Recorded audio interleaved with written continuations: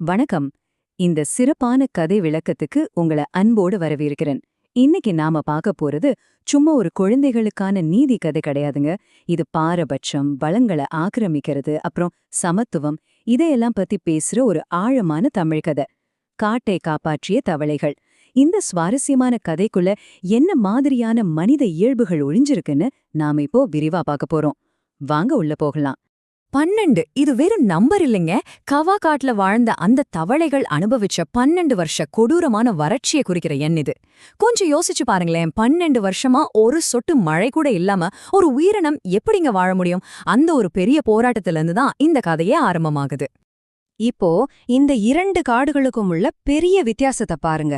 ஒரு பக்கம் குவா காடு, அருவிகள், ஆறுகள்னு தண்ணிக்கு எந்த பஞ்சமும் இல்லாத ஒரு செழிப்பான இடம். இன்னொரு பக்கம் நம்ம கவா காடு, 12 வருஷமா மழையே இல்லாத கொடூரமான வறட்சி. நீர்வாழ் உயிரினங்களான தவளைகளுக்கு அங்க வாழவே முடியாத ஒரு சூழ்நிலை. இந்த கடுமையான இயற்கை மாற்றம்தான் அந்த தவளைகளை தங்கள் சொந்த இடத்தை விட்டு அகதிகளா இடம்பெயர செஞ்சது. முதல் பகுதி, குவா காட்டுல தவளைகள் தஞ்சம் புகுதல். உயிர் பிழைக்கணுங்கிற கட்டாயத்துல குவா காட்டுக்கு வந்த அந்த தவளை கூட்டத்தோட தலைவர் அங்க இருந்த மிருகங்கள் கிட்ட ரொம்பவும் கெஞ்சி கேக்குறாரு. நாங்க தண்ணி இல்லாம வாழ முடியாத நீர்வாழ் உயிரினங்கள், எங்களுக்கு கொஞ்சம் இடம் கொடுங்க அப்படின்னு தன்னோட நிலையையும் தங்கள் மக்களோட கஷ்டத்தையும் ரொம்ப உருக்கமா எடுத்து சொல்றாரு. ஒரு தஞ்சம் தேடி வந்த அகதியோட வலி அந்த வார்த்தைகள்ல ரொம்ப தெளிவா தெரியுது இல்லையா? அடுத்ததா பகுதி 2, மிருகங்களின் கேலி மற்றும் நரியின் உதவி. இதுல ரொம்ப ஆச்சரியமான விஷயம் என்னன்னா, அவங்க நிராகரிக்கப்பட்டதுக்கான காரணம்தான். நீங்க அவலட்சணமா, பச்சை நிறமா, அசிங்கமா இருக்கீங்க அப்படின்னு சொல்லி அவங்க பயன்படுத்துற தண்ணி பக்கம் வரக்கூடாதுன்னு அந்த தவளைகளை விரட்டுறாங்க.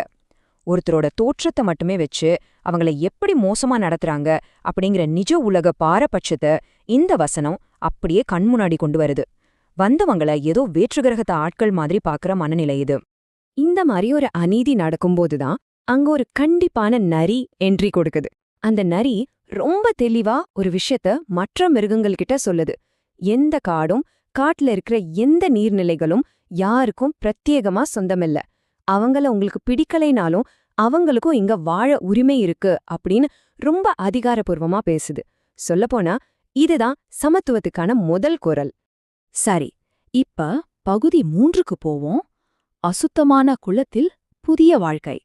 அவங்களுக்கு கொடுக்கப்பட்ட அந்த புதிய இடம் எப்படிப்பட்டது தெரியுமா? நினைச்சாலே கஷ்டமா இருக்கும்.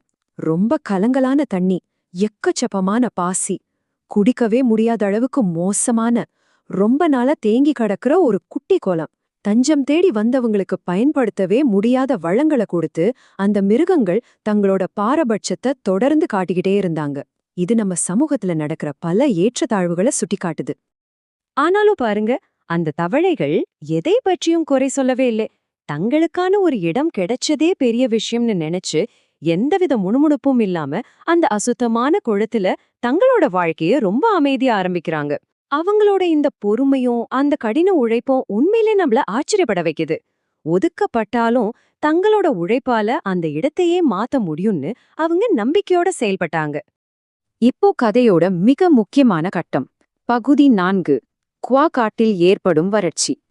கொஞ்சம் சிந்தித்து பாருங்களே, தண்ணிக்கு எந்த பஞ்சமும் இல்லைன்னு ரொம்ப கர்வத்தோட வளங்களை ஆக்கிரமித்து வச்சிருந்த மிருகங்கள் திடீர்னு தங்களுடைய ஆறுகளும் அருவிகளும் வறண்டு போனதை பார்த்து குடிக்க ஒரு சொட்டு தண்ணி கூட இல்லாம தவிக்குதுங்க. அவங்களோட நிலைமை இப்ப அப்படியே தலைகீழா மாறிடுச்சு. இயற்கை அவங்களுக்கு ஒரு பெரிய பாடத்தை கொடுக்க ஆரம்பிச்சிருக்கு.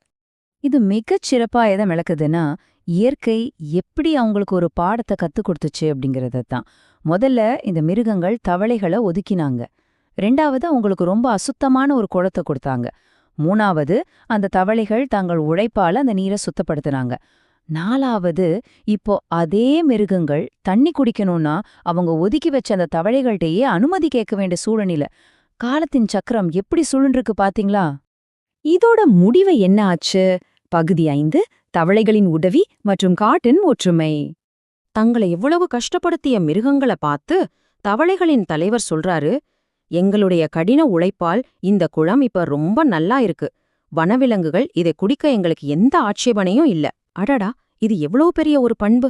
கொஞ்சம் கூட பழிவாங்கும் எண்ணம் இல்லாம தங்களை அவமானப்படுத்தியவங்களுக்கும் இரக்கம் காட்டி ரொம்ப பெருந்தன்மையோடு தண்ணீரை கொடுக்கிற அந்த தவளையின் குணம் உண்மையிலேயே ஆகச்சிறந்ததுங்க. இந்த அற்புதமான நிகழ்வுக்கு பிறகு அந்த அறிவாழ்ந்த நரி ஒரு புதிய விதிய உருவாக்குது. காட்டுல வாழும் ஒவ்வொரு மிருகத்துக்கும் இந்த காட்டின் வளங்கள அனுபவிக்க சம உரிமை இருக்குன்னு ஒரு நிரந்தரமான சட்டத்தை கொண்டு வருது. இனிமே ஒருத்தருக்கொருத்தர் பரஸ்பர மரியாதையோட நடந்துக்கணும்னு அந்த நரி கண்டிப்பா உறுதி செய்து. இந்த ஒட்டுமொத்த கதையோட பயணத்தை பாருங்க. 1 மாசத்துக்கு முன்னாடி மிருகங்கள் தவளைகளை கேலி செஞ்சாங்க. ஆனா வறட்சியின் போது தவளைகள் தங்களோட சுத்தமான தண்ணீரை கொடுத்து உதவினாங்க. அதனால இன்று அனைவருக்கும் சம உரிமை நிலைநாட்டப்பட்டுச்சு. எதிர்காலம் இப்ப மிருகங்களும் தவளைகளும் நெருங்கிய நண்பர்களாகி அடுத்த வசந்த காலத்துக்காக ஒன்னா காத்துக்கிட்டு இருக்கிறாங்க. ஒரு பெரிய நெருக்கடி எப்படி பாரபட்சத்தை அழித்து ஒரு நிரந்தரமான ஒற்றுமைய உருமாக்குச்சுன்னு இது ரொம்ப அழகா விளக்குது. இந்த கதை விளக்கத்தோட இறுதியில உங்களுக்கான கேள்வி இதுதான். தோற்றத்தை வச்சு யாரையாவது நீங்க எடை போட்டிருக்கீங்களா? ஒருத்தரோட வெளி தோற்றத்தை வச்சு அவங்களுடைய திறமையோ குணத்தையோ நம்ம ஒருபோதும் குறைச்சு மதிப்பிடக்கூடாது அப்படிங்கிற மிகப்பெரிய பாடத்தை இந்த கதை நமக்கு கத்துக் கொடுத்திருக்கு. அடுத்த முறை யாரையாவது பார்க்கும்போது அவங்களுக்குள்ள இருக்கிற உண்மையான தகுதியை பார்க்க முயற்சி செய்வோம். இதே மாதிரி இன்னொரு சுவாரஸ்யமான தலைப்போட உங்களை சந்திக்கிறேன். அது வரைக்கும் நன்றி, வணக்கம்.